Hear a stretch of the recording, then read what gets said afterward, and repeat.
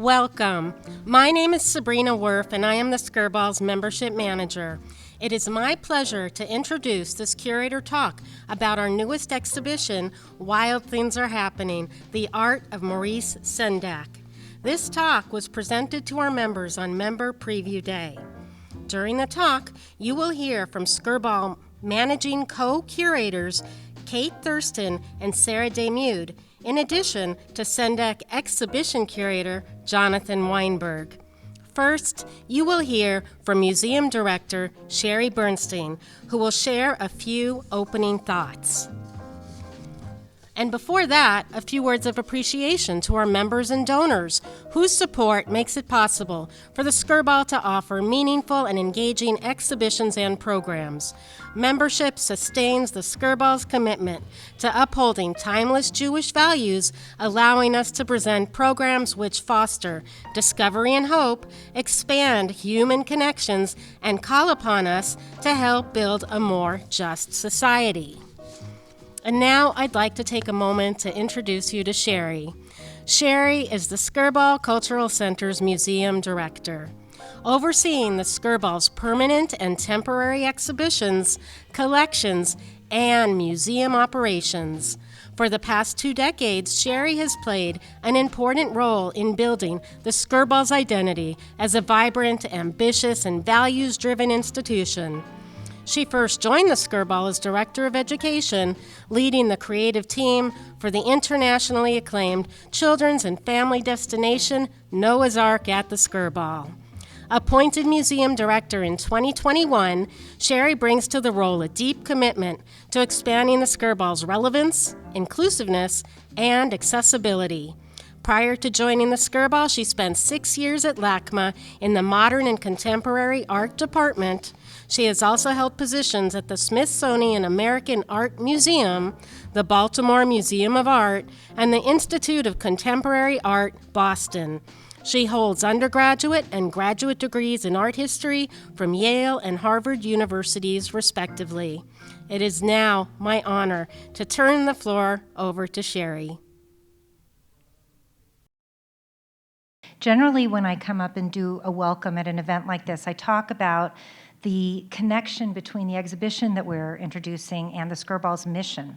And in this case, I feel like that is pretty clear already, that that Sendak, as the child of Eastern European Jewish immigrants, is an iconic American figure who, in delving into his own history and life and imagination, and in mining his beloved sources creatively in all different disciplines, from Mozart to Melville, has created work that is relevant to generations of people. And by generations of people, I mean not only young people, but people really of every age and of so many different communities. So, given how clear that connection is, I thought I'd just spend a few minutes focusing instead on why, from my perspective, it is so very meaningful and exciting that we are bringing this particular Sendak exhibition to the Skirball. When I saw the exhibition, Wild Things Are Happening, the Art of Maurice Sendak, on view in Ohio at the Columbus Museum of Art, I had a nervous breakdown. I thought, this is a show that we've got to bring to the Skirball one way or another. And as the curator of the show, Jonathan Weinberg, knows, I went hard. I really wanted to get it here because it is such an extraordinary exhibition. As some of you know, about 20 years ago, the Skirball presented a small interactive exhibit on Maurice Sendak that was organized by a Jewish museum on the East Coast. Did any of you happen to see that show, the old-timers like me? Okay. So the show was quite modest in scale. It was really a handful of color reproductions of images of some of Sendak's beloved books, and a number of large interactive components. One that is sort of impressed in my mind is a giant soup bowl that I just watched children slide into for a few months. And there was Rosie's stoop, etc. And as I recall, the decision was made to bring that show to the Skirball really as a test case, because we hadn't welcomed families with young children to the Skirball at all, and we were dreaming up the idea of creating a children's destination, Noah's Ark at the Skirball. We thought, let's see if anyone will come, And wow, did they come in large numbers. So it helped us realize that there was an audience for us to create our Noah's Ark exhibition. Now, with Wild Things Are Happening, the Art of Maurice Sendak, this truly extraordinary exhibition that we are opening 17 years after opening our Noah's Ark exhibition, we're finally able to share with you really all of Sendak's brilliance and his humanity. Because this is an exhibition that explores not only his work and work in children's books, and you'll hear much more about this in book form, but also his work for the stage. But in addition, it really looks at his life and the context in which he was working. I, in seeing this show, was just struck by the fundamental ways that Sendak's sensibility and his wisdom informed the team of us who were creating our Noah's Ark exhibition, and really guided our engagement with young audiences ever since. That's not surprising because so many of us who were involved in that project grew up on Sendak's books, as did many of you. And I wanted to just sort of enumerate a few things that I think Sendak has brought to the fore in the work that he's done. What comes through so clearly in this Sendak exhibition is his understanding that people of all ages can appreciate and in fact deserve experiences of real artistry and real beauty. His understanding that children are full human beings with rich imaginations and internal lives, and that young people deserve emotional truth and should never be pandered to or lied to. He also understood so clearly that the way to make a story relatable across cultures and generations is to make it personal, to actually ground it in your own authentic experience. And finally, there's the fact that he understood that in telling stories and being a creative voice, it was important both to have real reverence for certain things, as Sendak clearly did, for books themselves, the way he speaks about them, for certain people who were his sources of inspiration, for his own brother, for example, but also to bring irreverence to the table. And wit, and leave space for playfulness and that dimension of humanity. So anyway, these are lessons that I think we cherish from Sendak at the Skirball, and we're so grateful for the example and the standard that he set. So now it's my pleasure to introduce the three people who are going to be sharing their insights about Sendak with you for the remainder of the program. First, you'll hear from Sarah Damude. Sarah, and please hold your applause. I got 3 bios to go through. Okay. Sarah Damude joined the Skirball team as exhibition coordinator following a summer-long curatorial internship as part of the prestigious Getty Merrow undergraduate internship program.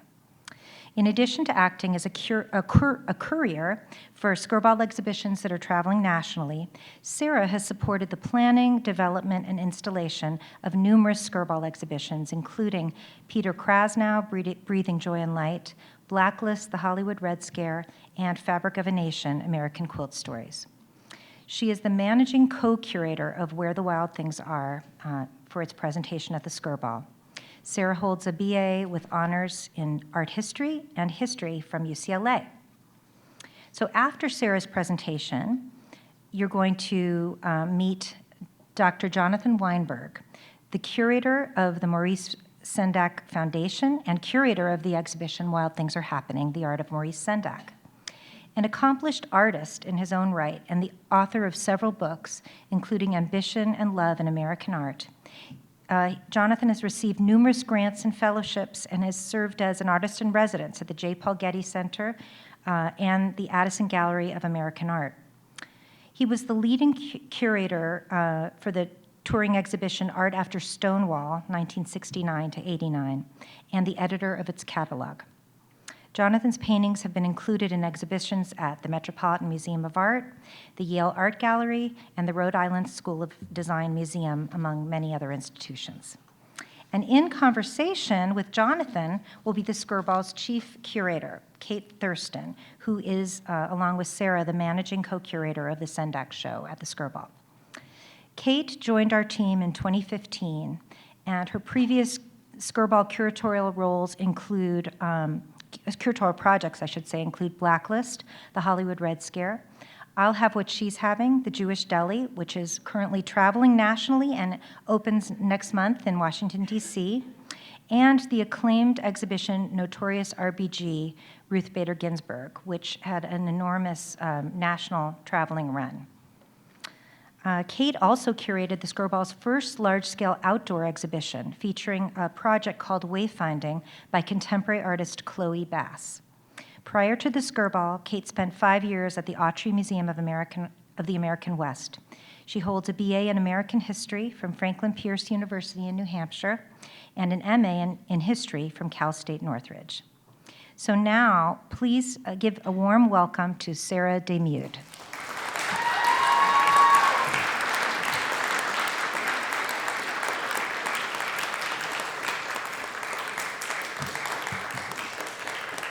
Hello. Good afternoon. We have quite a crowd here today. Thank you all for coming. As Sherry said, my name is Sarah Daymude, and I have been working with Cate Thurston as managing curators for our wonderful new exhibition, Wild Things Are Happening, the Art of Maurice Sendak. I am excited to give you a little bit of context today about the exhibition. So a brief overview. This was originally curated by Jonathan Weinberg, who we are joined with today. He is from the Maurice Sendak Foundation.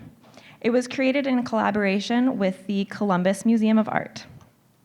This explores Sendak's 60-year-long career, and it's the first major retrospective since Sendak's death in 2012, and is the largest and most comprehensive retrospective of his work to date. I'm sure many of you know Sendak from his famous works, such as Where the Wild Things Are, In the Night Kitchen, Little Bear, Outside Over There. Perhaps you grew up reading them. Maybe you now read them to your children or your grandchildren. Either way, I think we can all agree that Sendak's work truly transcends generations. So this new exhibition brings together not only his well-known works with first edition books, but also a collection of his original paintings and drawings, videos, theater models, film ephemera, and much more. For the first time, his work is viewed as individual pieces of fine art that withstand the test of time, independent from the children's books they are often viewed in. So just a brief biography about Maurice Sendak, in case anybody is unfamiliar. Sendak grew up in Brooklyn, New York. He was born in 1928 to Jewish immigrant parents. He is the author and illustrator of well-known books such as Where the Wild Things Are, Outside Over There, Higgledy Piggledy Pop, and so many more. What some of you might not realize is that his work goes far beyond just these stories. He built toys, he painted set designs and costumes for the theater, he collaborated with authors, artists, and even singers, which we'll get to.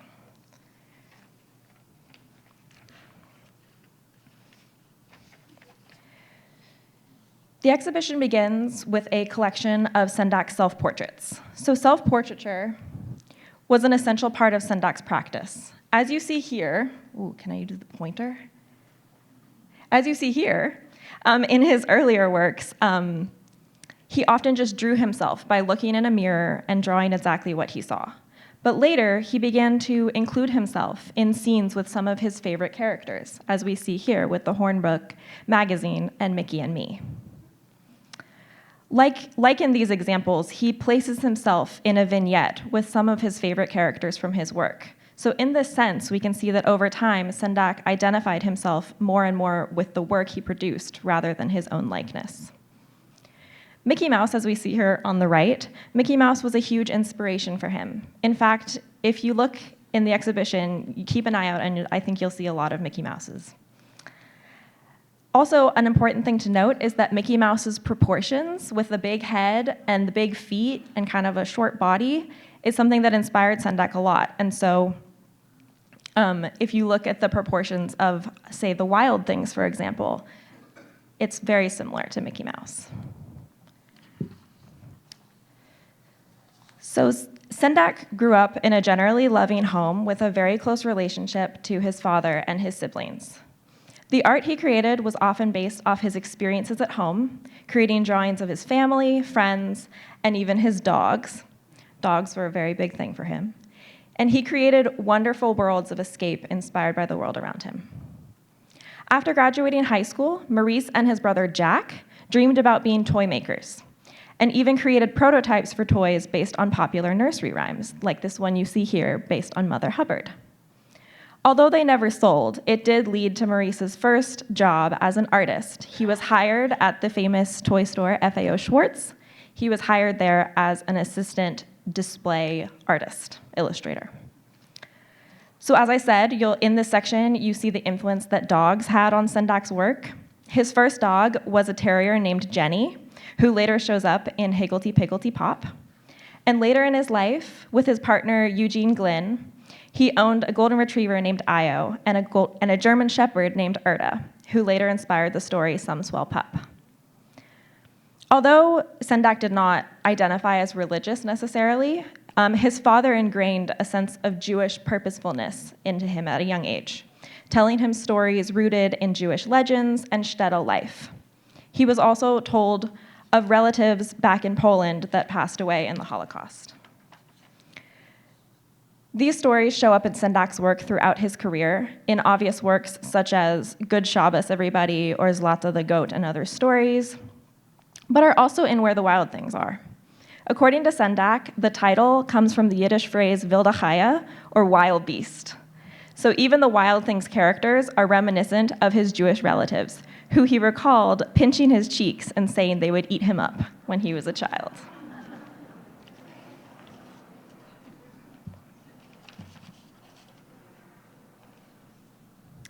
So this next section really focuses on Sendak's early collaborations as an illustrator. In 1952, Ursula Nordstrom offered Sendak the opportunity to collaborate with Ruth Krauss, the author of A Hole is to Dig. The book was non-narrative based, but rather just sentences by children about their experiences in life. And so Sendak really emulated that childish curiosity in these illustrations. As you'll see here, an example is mashed potatoes are to give everybody enough. In the middle, we have the Little Bear series. The Little Bear series marks the beginning of Sendak's development of his craft, with his first use of the iconic cross-hatching style that became one of his staple techniques. The Little Bear series ended up being 5 books long and remains one of Sendak's most successful works. In 1948, Sendak was temporarily out of work and forced to live with his parents in their Brooklyn home for a few months. During this time, Sendak would observe and sketch the children playing in the neighborhood, much like what he did during his childhood. So his observations would help him create his first book, Kenny's Window, which paid homage to a little girl named Rosie and her house on the street. This would eventually lead to the next book, The Sign on Rosie's Door from 1960, where the plot and dialogue were taken from the real-life Rosie that he observed. Rosie would eventually come to life outside the pages with the TV animated show Really Rosie from 1975 with music by Carole King. This was then turned into an off-Broadway production in 1980 with Sendak creating the libretto, lyrics, set, and costumes. The play continues to be performed in schools around the country today. A very exciting addition that we have to this exhibition is 10 Little Rabbits. So originally created in 1970 as a small pamphlet for a museum fundraiser, 10 Little Rabbits is a previously unpublished Sendak work that was recently revived by the Maurice Sendak Foundation and published just a couple months ago in February. Similar to One with Johnny from the Nutshell Library, if any of you are familiar, 10 Little Rabbits is a counting book intended to take the youngest reader along a journey of a magician whose act goes sideways as more and more rabbits take over the scene, and then he has to make them all disappear, so he counts back down from 10. Although it was produced slightly later in Sendak's career, 10 Little Rabbits evokes the style of his earlier works, like A Hole is to Dig and the Nutshell Library. We are so excited to be able to show not only the original small pamphlet, but the large book that was recently published and the original artwork alongside it. Now the part we've all been waiting for, Where the Wild Things Are. So although not his first illustration project, Sendak has noted that it wasn't until Where the Wild Things Are that he felt he found his true voice as an artist. From its initial conception in 1953 to its publication in 1963, Where the Wild Things Are underwent a decade of editing and conceptualizing before becoming the famous story that we all now know and love. We are so excited to have Sendak's original drawings and paintings of Where the Wild Things Are that exemplify his technique of tracing his work over and over to perfect it. In addition to original art, we also have costumes from the 2009 Spike Jonze film adaptation. We have clips from the Bell Atlantic telecommunication company Wild Things Are Happening, which is where we got the title for the exhibition, and the original footage and fragments of the Macy's Thanksgiving Day Parade Wild Thing balloon, which is very fun. The next section, Higgledy Piggledy Pop, was Sendak's personal favorite of his books. So that terrier that he got when he was 25 years old, here she is again, her name is Jenny. This book grapples with some hard existential questions about finding one's way in the world, which was perhaps influenced by Sendak's early life. But Jenny, like Sendak himself, eventually finds that the arts are her salvation in the end. In the Night Kitchen, which is my personal favorite of Sendak's works, follows the adventure of little Mickey, who falls out of bed and ends up in the night kitchen, a place where bakers are busy at work making the morning's cake. Nearly escaping his being baked into a cake himself, Mickey fashions a plane out of bread dough and flies away in search of milk for the cake, which of course is found in the Milky Way. Although it sounds scary, Mickey embraces the adventure with excitement and eventually lands back safe in his cozy bed by the end. This story has been considered one of Sendak's most controversial ones because Mickey falls out of his clothes, and so the nudity has been noted, and it has actually been banned in some libraries. Yes. Outside over there is what is considered the last of Sendak's trilogy. So his trilogy of picture books includes Outside Over There, In the Night Kitchen, and Where the Wild Things Are, all of which kind of take the reader on a psychologically puzzling adventure. This was his first picture book, created entirely in his home in Ridgefield, Connecticut, after moving outside of New York City. Today, the house in Ridgefield, Connecticut is the Maurice Sendak Foundation. Possibly the most psychologically confusing of the trilogy, Outside Over There follows the story of Ida as she attempts to save her sister, who has been kidnapped by 5 goblins. But like all of Sendak's stories in the trilogy, everything is all right in the end, and the love of a family prevails. As you see here as well, Sendak drew inspiration from fine artists. Henry Fuseli's famous Nightmare etching is almost directly copied for the dust jacket of Bill Hayes' Sleep Demons. These kinds of references to fine art manifest throughout his work. In addition to his visual inspirations, Sendak has often credited Mozart as his biggest inspiration overall. He would oftentimes put on Mozart's music while he worked because he felt it opened up a creative part of his mind. There's a section of the exhibition with fantasy sketches. He called this practice fantasy sketching because he would put on music, oftentimes it was Mozart, and he would try to complete a sketch before the song was over. If you look for Mozart in a lot of Sendak's art, I bet you'll find more than you expect. He shows up a lot. Not to mention, Sendak was commissioned in 1978 to design the sets and costumes for Houston Grand Opera's production of Mozart's The Magic Flute. This jump-started what Sendak considers to be his second career, which is theater design. In 2003, Sendak was commissioned to design sets for the Chicago Opera Theater production of Tony Kushner's English translation of the libretto Brundabar.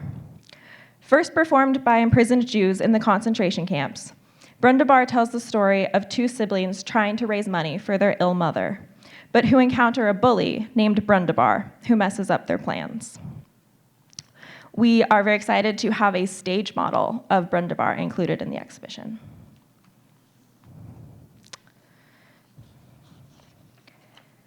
Sendak's other god, besides Mozart, was Herman Melville. Later in his life, he became an avid collector of first edition Melville works.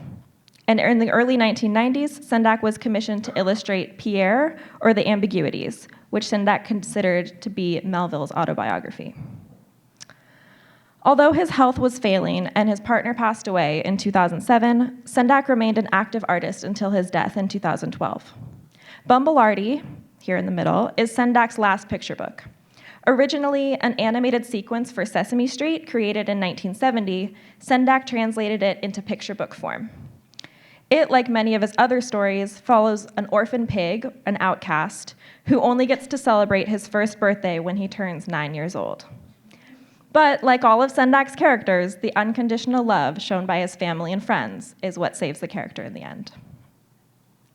Sendak's legacy has lived on not only through his stories and his art, but through his fellowship program, which continues today as an annual residency program for aspiring children's book illustrators to develop their craft and find their voice like Sendak did. And of course, here we have on the right, Sendak before he died, this portrait taken by none other than Annie Leibovitz. We're very excited at the end of our exhibition, we have a reading room interactive area. This is a space for visitors to read some of Sendak's stories. So after learning all about them in the exhibition, you can sit and relax and read and learn more. Not only do we have books written and illustrated by Sendak, but also some books that inspired him. We also have a drawing desk in case anyone becomes inspired to create their own art. And every Thursday through Sunday at 3:30, our wonderful Skirball staff will be offering story times in the gallery for kids and adults alike. This is just the quote that kind of encapsulates the exhibition, and so I wanted to include it here. It's, "As a child, I felt that books were holy objects to be caressed, rapturously sniffed, and devotedly provided for. I gave my life to them." And now it's my honor to welcome Jonathan Weinberg and Cate Thurston to the stage to discuss. Thank you.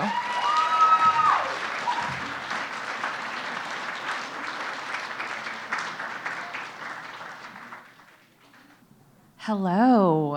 Hi. Hello. Hello. So your mic's working. That's good. It is You always have working, to check. good. It's embarrassing if it doesn't. So how is everyone today? Is everyone well? Excellent. So we are so honored to be here with Jonathan. He's traveled across the U.S. to talk to us about this exhibition. I think for those of us who are familiar with your work, we're excited you're here. But you not only are an art historian, you have a personal connection to Sendak. Yeah. So can I just thank a bunch of people before? Yeah. I know that some of these are always kind of boring, but it's really important. So I work for, and she's one of my closest friends, like the sister from another parent. Lynn Caponaro is the executive director of the Maurice Sendak Foundation. She's also the president of the board, and she was Maurice's assistant for 40 years. So I want to particularly thank her. There was just a huge book fair in Bologna that she had to be in, and she literally just came back to the United States yesterday, so she couldn't be here. And then the Sendak Foundations were really tiny little group of people working there, and we all do everything. And I want to thank Leo McCloskey and Virginia Caponara and Doug Salati. These are the people that sort of, in every way, have been part of putting this exhibit together.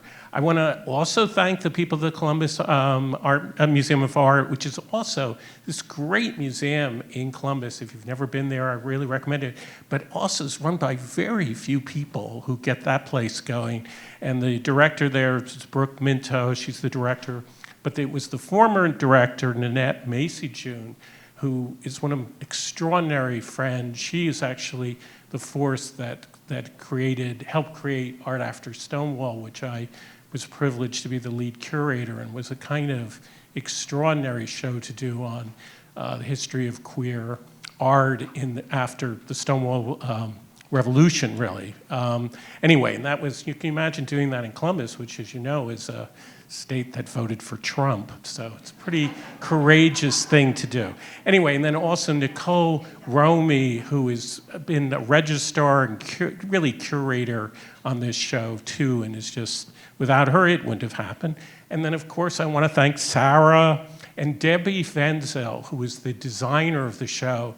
She is extraordinary. I think she just did an amazing job. And Sherry, who did convince me to come to the Skirball. I actually there are photographs, proofs that I was in the show in 2000. I saw the show in 2002 and dressed up like a wild thing. It was cute, but I didn't feel that show did justice to the greatness of Maurice Sendak, and so I'm so glad that we came back and were able to do a different show, even though that was fun, but that wasn't the great Maurice Sendak. I want to, many of you who I reached out to come today, and thank you so much for everybody being here. Sabrina Worf, who contacted every one of her friends, and just so wonderful. So I want to thank her, and Jared Gold, and then Cate. So I'm sure there are other people who've worked on the show. Thank you so much, because it really is amazing. A friend who came said, "Oh, it's so wonderful. Look, all these people are here to come see you." And I said, "They're not here to come see me. This is about Maurice Sendak." And I have it in my head. I grew up since I was 10 years old, as you said. I met Maurice in 1967. There was a party at my mother's house. My mother was Maurice's partner, Eugene Glenn's best friend. And my parents died when I was young. My mother died when I was 15, my father when I was 6. So Maurice and Jean were my surrogate parents. So in many ways, and particularly Jean. But I think so much of what Jean would have done, and I think some of you, I have to say, I'm Jewish, so maybe I can say this, but he wouldn't have said this to Maurice, but he would be off in the corner, probably eating something, and he would say, he's a genius. That's what he would say about the show. And that's what I thought when I went through it. It's like, curating a show of Maurice Sendak, it's not hard, because he is the most extraordinary genius. And what frustrates me a little bit about working on his work is that people insist on just seeing him as a kiddie, what he would call putting him in kiddie book land. Now, he loves kiddie book land, so that's true. It's not to put down kiddie book land, but he is one of the greatest American artists, as far as I'm concerned, that if you look at anyone, if you really look at the drawings of Higgly Piggly Pop, look at the cross-hatching. Nobody could cross-hatch like he could. Literally, nobody could cross-hatch with the subtlety and richness of some of those works. So I hope that you get to see that, and it's a privilege, to work and to have that, to be working with these pieces. And I think that is part of his genius, right? Yeah. Is that he takes the experiences of children seriously. Yes. And we as a society don't. And that's why we've put some people have put his work in a box sometimes. Yes. Now, you mentioned, and I think this is important, we'll skip ahead and then we'll go back, because I want the personal too. Right. But you mentioned there was an earlier exhibition, and there have been a couple. Right. What makes this exhibition you curated different than previous exhibitions of his work? I think really, it's, size counts. It's not just the size, but that we have, the range of his work. And also, I think if you look closely, if you really have to come back and see it a few times, because there's a lot of work in it, you'll notice that we try to also focus on the actual making of the work in an interesting way. So that there are examples of the different ideas about color separation. So there are different processes there about the actual art of the book, and it's something that we always want to emphasize, that for Maurice, the book is the final work of art, right? So it always has to be kept in mind that, so when you buy one of, and it sounds like a plug, but when you're buying one of his books, you're actually buying the work of art. And the art that you're seeing in the show that does stand on its own is all about the book, right? So we have some of that. But the other thing I think which you're alluding to is because, I have, there was an article about Lynn and us and the foundation a few weeks ago. And of course, we emphasized our personal connection, and they talked about how we finish each other's sentences, and I felt like we're Tweedledee and Tweedledum. I didn't like that. But somebody, I didn't read the comments, but Lynn read the comments. And she said, somebody wrote a comment. Never They read said- the comments. And somebody wrote, well, why should they have such important, why should they be doing this job? They don't know anything or everything. And I had to say, I actually have a PhD from Harvard in art history, right? So it's not just, I'm not just chopped liver, as they say, right? So and why I'm saying that is that what I brought to the show, I think, is the emphasis, as Maurice always would, which is the influence of other artists, right? It frustrates me sometimes the emphasis that is put on the idea that Maurice was, what made him such a great artist was that he's so connected to his childhood. Yes, that's absolutely true on some level, but he was an artist who worked immensely hard, and that he had a whole method for connecting to his childhood, which paradoxically was looking at other artists, emulating other artists. There's a story that repeats again and again in his life where he'll say, I don't know how I'm going to do this project. I don't understand how I'm going to get through it. And then he says, oh, I suddenly discovered this artist, or Mozart, or Melville. So it's this constant idea of emulation, and in emulating, you find yourself, which I feel is almost like a religion. I grew up with that notion. Eugene Glynn, his partner, was a psychiatrist, was also an art historian himself. And he took me to museums when I was 12 years old. Often when I first would talk with Maurice, it's because Gene was always late, and I would sit in his studio on 9th Street, this magical little place. How late are we talking? Are we talking a 5-minute, 10-minute window? No. We're talking, again, I'm going to say Jewish late, or maybe it's gay late or something, an hour late, right? So you'd sit and wait, and I would sit on the... Maurice had this, to me when I was a kid, it was so magical. It was this little, because the studio in Richfield is a big version of it, but it was a really tiny room at the back of on the basement of a brownstone. And the window was on the street, but that was covered up by an air conditioner. It was really small. You can see this on YouTube, because there's an interview with him where he's in the 60s and he's smoking, because, back then, people smoked, and they're interviewing him right after Where the Wild Things Are. Anyway, he had a little bed, and you would sit on the bed, and he would work, and you would talk to him while he was working. And he had a tiny little television, too, a little Sony TV that was amazing. And he was surrounded by Disney figures and all this stuff, and it just seemed like the most magical, tiny little creative space. And he would talk about how the art that he had on the wall were like talismans, that they would lead him to whatever the particular project that he was doing. So I remember that so well, sort of, how incredible that space was. And anyway. I feel like you've captured that magic in Right. gallery. And I think for our visitors, and certainly coming into the project, what was so interesting about it was seeing that practice, right? Seeing him commune with artists across time, but seeing him learn and continually push himself. And I think that's really relevant today, the practice of creativity, right? That you just don't go out and make work, that it's a muscle, you have to flex it. And I was wondering if you could tell me about what it was like to be with him in studio, right? To see that process unfold and how you decided to illustrate that with artifacts in gallery.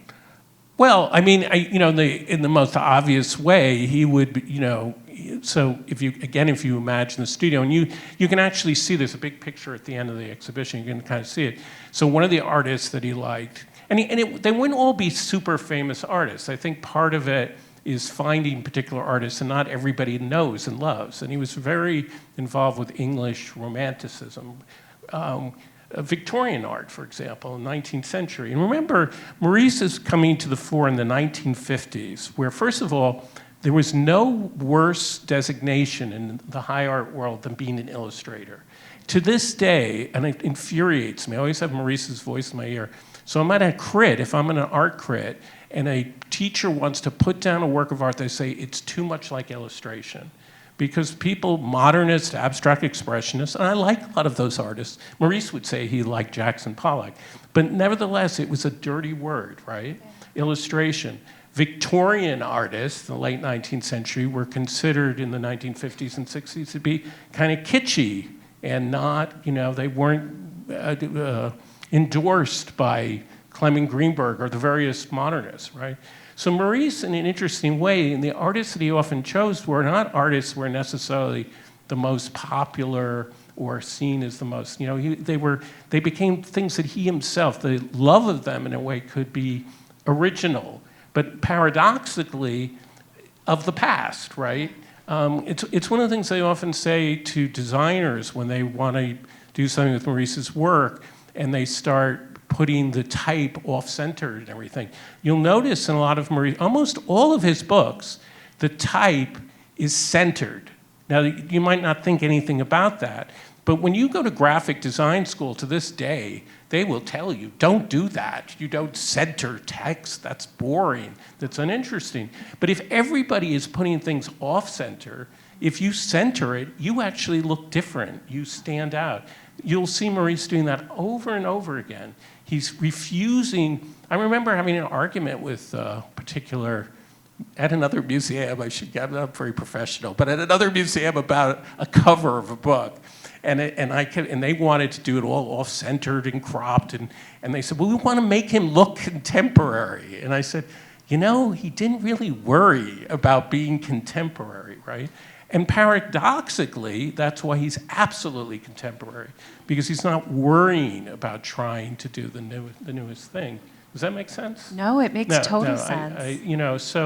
I think that's a lesson that it was an inspiration throughout my whole life. And the fact that it probably isn't the smartest thing to do to be an artist, an art historian, and to try to do both those things together. But you could see it seems to look almost overly determined when you have two incredibly strong models, as Eugene Glynn was. It's one of my he was a brilliant man, an incredibly educated, smart, critical psychiatrist. I always want people to realize that it wasn't a kind of relationship in which somebody was sort of in the background, and he had his own practice. He was devoted as a psychiatrist to taking care of young people. He worked with adolescents, and my partner, Nicholas Boschnack, who I should have thanked in the beginning. If he was here, he would wonder why I hadn't thanked him. He's a social worker. Don't worry, it's being recorded. Yeah, he's a social worker. Gene spent a lot of his life teaching social workers. And so it's interesting that both of them were devoted to children, really, and their welfare. So I think that's an interesting aspect. And anyway, the struggle in my life between art history and, being, critiquing, curating art history and making art is interesting, given the fact that these two people who are so close were both sort of doing that.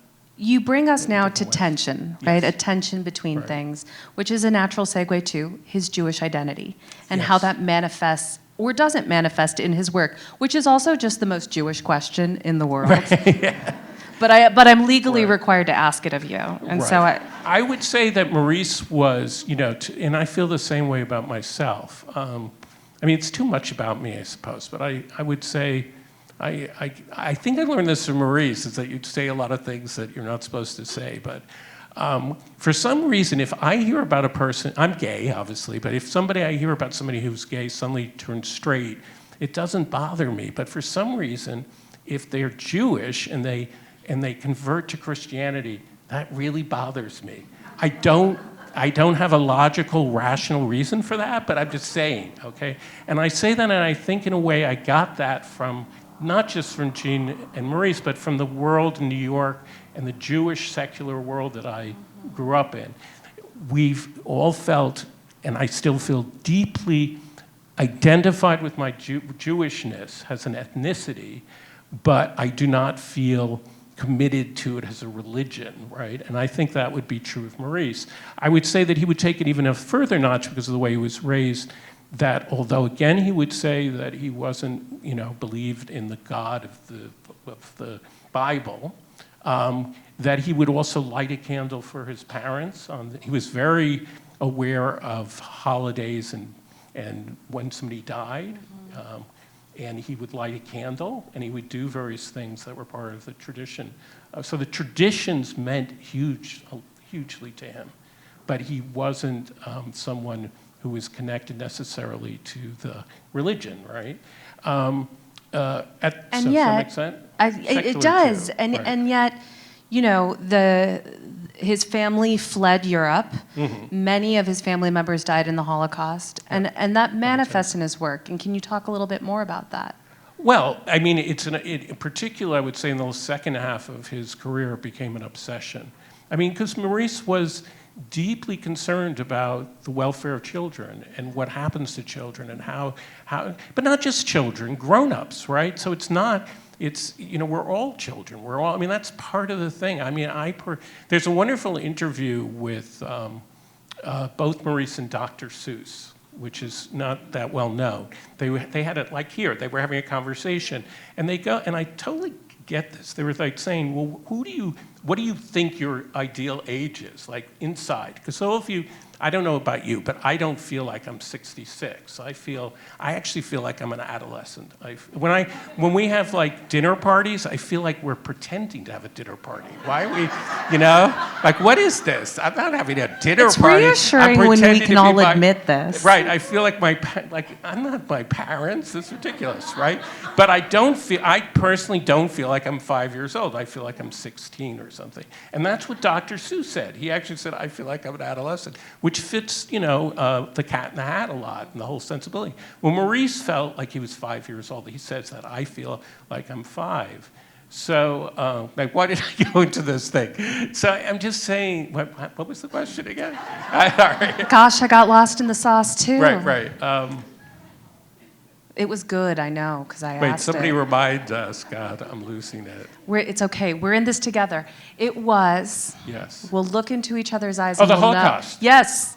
Yes. Right, the Holocaust. So I was going to say, Maurice was deeply worried, connected to how children suffered and what was going on. But in general, he was upset and concerned with the suffering of people. And in the 80s, 90s, and also it becomes more and more, I think if you look at what's going on television and culture and the media, I think there's not enough done in Sendak studies of that. I think there always is a tendency to just look at Maurice's biography. But if you look at the culture as the whole, what's going on in the 80s and 90s, there is a tremendous interest in the Holocaust and a reemergence. Woody Allen talks about going to see The Sorrow and the Pity, right? In Annie Hall, how making the character go to that like 3 times. We all went to The Sorrow and the Pity, that was very important at that time. So I think Maurice was deeply connected to that in a larger sense as somebody who was so invested in German culture. That was really sort of the central questions of his work, which is how can the same culture that produced Goethe and Mozart produce Adolf Hitler? So I think, you could easily have a show about Maurice Sendak's work which would focus on Christian themes in his work. He did Dear Millie, which is an amazing book which illustrates a Grimm story. They found this story in a letter that Grimm wrote to a little girl. And it's a story about St. Joseph, and it's a totally Christian story. And there's a lot of Christian themes that emerge. He spent a lot of time at the last part of his life. He was very deeply connected with the monks of New Skede, who trained dogs. And in some ways, that was the most I was so really fascinated by spiritual this. part of his life. Yeah. He lived with them Yes. when he was there. Yeah. No one would get up. This is an incredible thing because he was Lynn is so eloquent on this. He's very routine driven. He tried to do the same thing every day, and he tended to work late and get up pretty late, right? But for them, he got up I don't know, around 5 in the morning, to go to mass or something like that. He didn't convert though, because that would have been very upsetting to me. There was something you said that I wanted to go back to, and it was thinking about his interest in his work and the time in which they're created, right?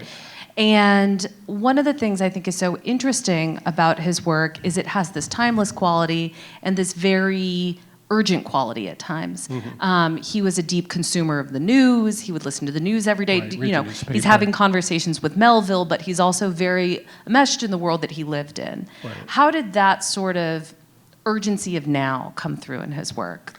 Well, I mean, in very obvious ways. So there's a wonderful book that isn't really appreciated, I think, which is called It's in the Dumps with Jack and Guy, which was inspired by him looking at the news and seeing homeless children and watching what was happening to them, and then incorporating that into a children's book. And it's amazingly predictive, because in that book it even has Trump. Well, it's based on a nursery rhyme, so it has the phrase Trump in it, but it has a scene with Trump Tower, and then it imagines a world in which the children actually end up running the world. And newspapers, you see that, as if, Sarah, I loved your opening, but I have to say, I think what's wonderful about Maurice's books is, yes, they have a kind of optimism, but I don't think they quite at the end leave you feeling that everything is okay. I think they leave you with a sense about what it might be like for things to be okay. Right? There's an honesty in that, yes, right? Yes. Because that's what life is like. It might be exactly. okay. Yeah. One of the things that I connected with as a young person in his work is it's clever. It has a sense of humor. Right. Even in dark moments, these books have a real wry sensibility at times. Can you tell me a little bit more about his sense of humor, what that was like in person and in the books? One of his great collaborators, Spike Jones, is in the audience. I feel like Ed Sullivan, you say Spike Jones is in the audience. And I know that one of the books that he loves, and it's my and Lynn's favorite book, and Maurice sometimes said it was his favorite book, which is Higgly Piggly Pop, or There Must Be More to Life. That's the title of the book. And it's a book which he did right after Where the Wild Things Are, at a really terrible time in his life. His mother was dying, his dog was dying. So it's a very upsetting time in his life.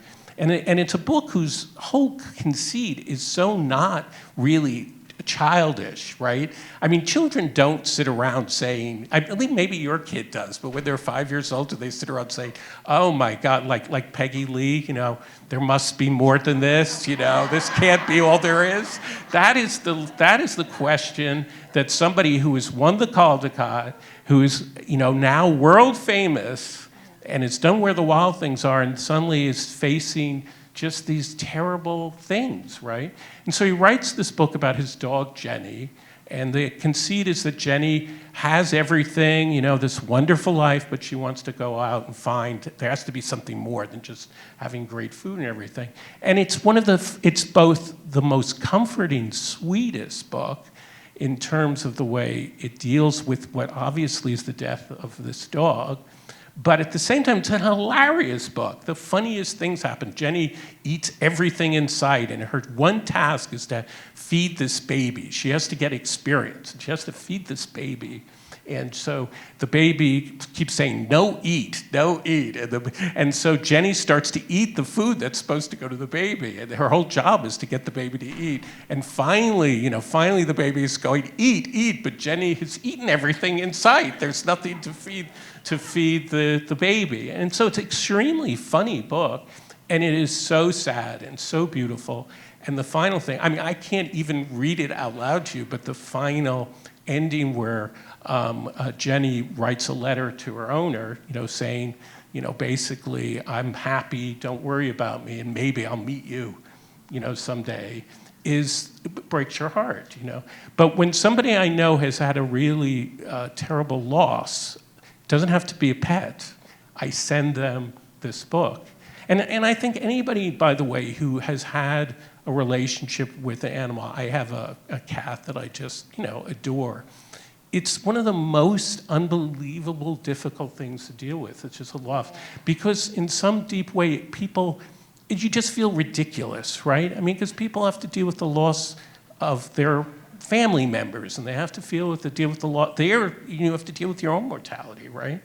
And so you feel sort of absurd making so much of a deal about this animal, and yet this animal loves you, or you feel the animal loves you in a way that nobody will ever love you, right?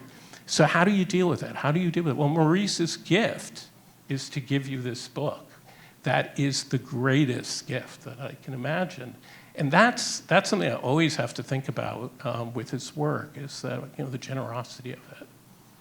I think that's a good note for us to close on, because we've gone a little bit over time. Oh, yes, Because sorry.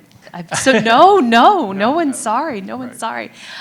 Before we hand it over to Q&A, because I want to make sure folks have plenty of time to ask questions, I wanted to ask you, close it out, is there any final note you'd like to share for us before folks head into the gallery, or about Maurice that you want people to walk away with? Well, this is the thing. I think in some sense, the foundation with our fellowship and everything, we really want to have Maurice be an inspiration to other young people who might want to make a picture book or to go on to do what he did on some level.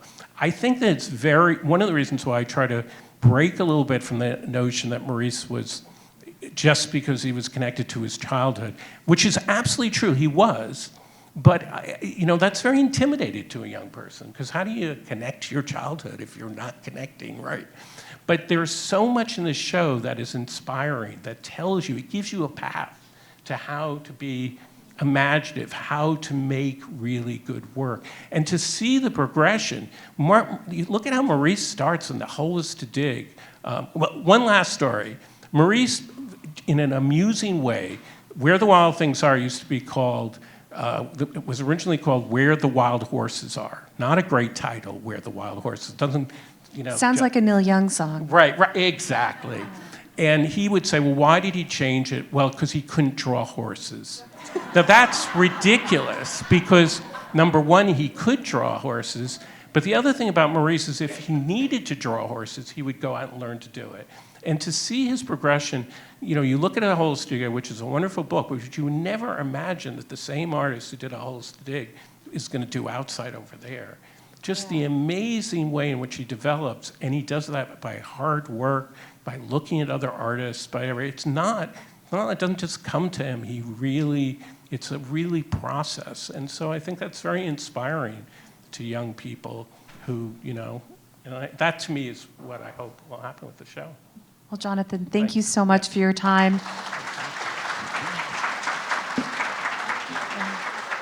Sabrina now will introduce the question format. Oh, okay, great. Let me just turn these on. Is this on? This is supposed to be on, but it doesn't. Does that sound on? Yes. Okay.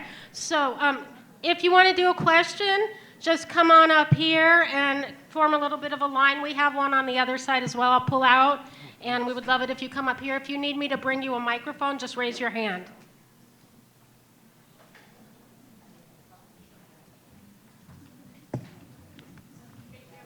Making sure? Okay, it works. Do we have some questions? Right there, folks can come on up to the microphone. We can also call either one. Sabrina, you prefer the microphone, right? Tell me what to do and I'll do it. The microphone is great. If you want to raise your hand or just come on up to one of these mics, that would be fantastic. Thank you so much for coming on. Okay, someone's coming up.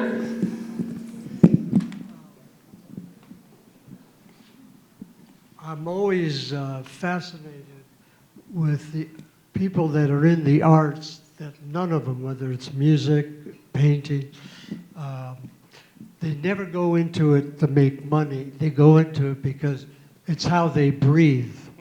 You take that art away, they pass away first with different ailments. But I'm curious also about how an artist decides what path they're going to take. And I remember reading about Paul Klee, the artist, who said to his students, if I paint what I know, you and I will be bored. If I paint what I don't know, we'll have an experience. I kind of wondered that he was that type of person. I could be wrong. I would say, because it's interesting, Maurice in some ways was a realist artist, but I think that he's a fantasy artist, right? And it's interesting, Clay is different because it's more of I like Paul Klee and everything, but they're very different kinds of artists. I think Maurice was somebody, one of the odd things about Maurice is he loved to watch television, by the way, and he loved to watch those channels where they show you babies being, he claimed that he could actually birth a baby, like he could be like a doctor. I don't know if it's true from watching so many shows of babies being born. He loved animal nature things. So I think there was part of Maurice what he would call wanting to make something real, right?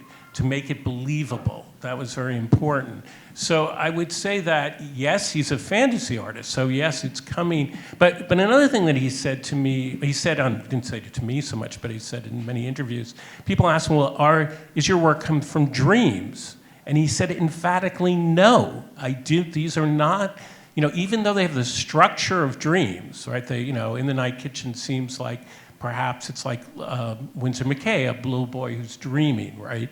He said that they were not, they didn't come from a dream, and he had to make them real, and in order to make them real, he has to look at the world, and you can see in his work over and over again, and you can see in his self-portraits that he did, that he was always looking and drawing and doing marvelous work from the world around him. And so much of the art, particularly in the last 30 years, comes from things that he could look right outside his window. So I think it's some weird mix of those things. I mean, I'm not going to, I don't want to imply that, Maurice did not have an extraordinary imagination, but what he liked to say all the time is that he stole from everywhere. Even the story of Where the Wild Things is basically the same story as a famous Colette opera that he set. It's almost exactly the same story, but he made it so much his own and so transformed it that you think that he made it up himself and that it's completely original, which it is, right? So it's a weird mix, and I would say that, it's more of you emphasize one thing or another, I guess, depending on your... Yeah, that's yes. true. Thank you. Yes. We have a question right here. Yeah. Thank you. Night Kitchen, definitely one of my favorites. Read it 1,000 times to my Yes. kids. One of the things you mentioned was, you don't have to twist yourselves around so much. Right. One of the things you mentioned was how he was a real consumer of the news and aware of everything that was going on. And here's a person who was a younger adult in the 50s and certainly fully formed in the 60s and 70s. Right. Were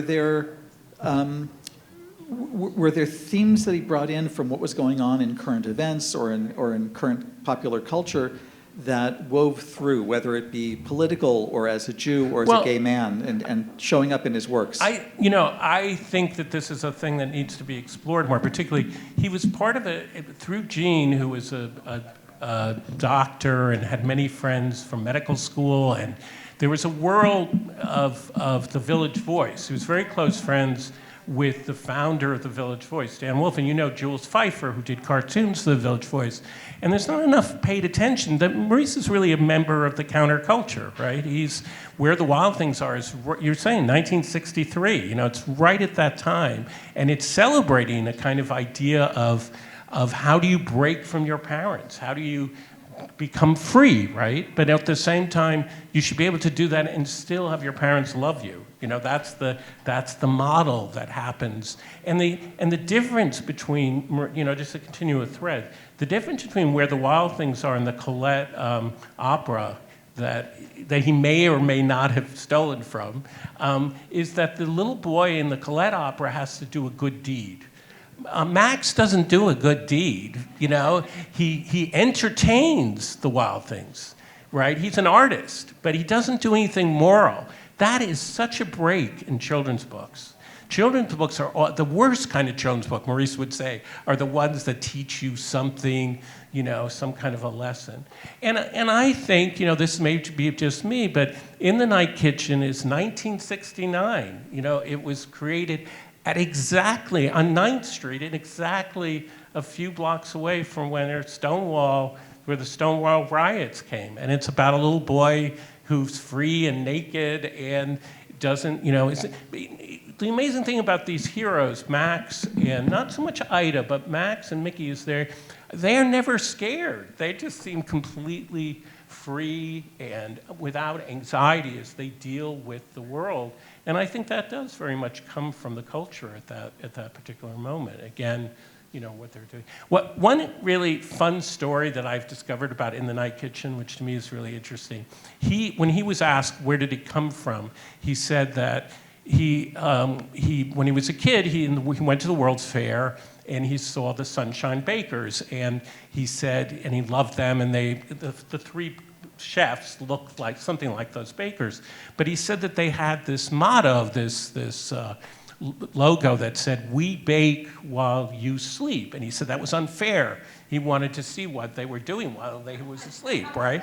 Which is, again, not necessarily a kid's thing. We all want to know what people are doing while we're asleep. You know, what is everybody else doing, right? But the thing is that I was doing some basic, boring art history research. I wanted to get a photograph of an ad that says that, right? It turns out that that's not from the Sunshine Bakers. It's from the 1950s, from an ad for something called Tasty Bread, right? So in other words, Maurice had conflated an ad from the 1950s with an ad from the 1930s, which is perfect because his books are about his childhood, but they're also about what's going on in his world around him. And that's what you expect in an artist, to do that kind of thing, right? And combine it. Now, I have to say that probably I don't know if I would have had the courage to say that in front of Maurice. I think he would have been really mad at me if I don't know. I don't know what he would have thought, but that's like a child's fear of the parrot, confronting them with, "Did you really find that, Maurice? He would want you to break free. I don't know. I'm thinking, I don't know about that. I don't know. Silly. All right. We have a question over here to the right of me. A quick question. I was intrigued about his adult life. Is there any biography that has been written about his adult life? He did. There are two really good books. I mean, it's a plug. Abrams has published two books, one by Selma Lanes, who's no longer alive, but knew Maurice very well as a children's book writer, which is called The Art of Maurice Sendak, and it has a biography. And then Tony Kushner, who collaborated with Maurice, did the second volume, and it has lots of stuff from his life. I mean, he was a private person, so there has never been, like a tell-all biography of the private life of Maurice Sendak. And as far as I'm concerned, that's a good thing. But no, if that's what you mean. Thank you. Sure. Yes. Do we have one or two more questions? Anybody?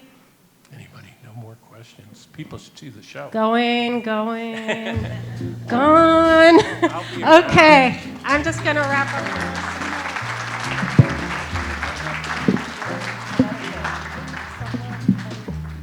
Thank you all for being here. And I do want to thank Sherry and Jonathan and Cate and Sarah for this informative and wonderful program. And members, I want to thank you all for attending the talk today and for being active and involved members and supporters.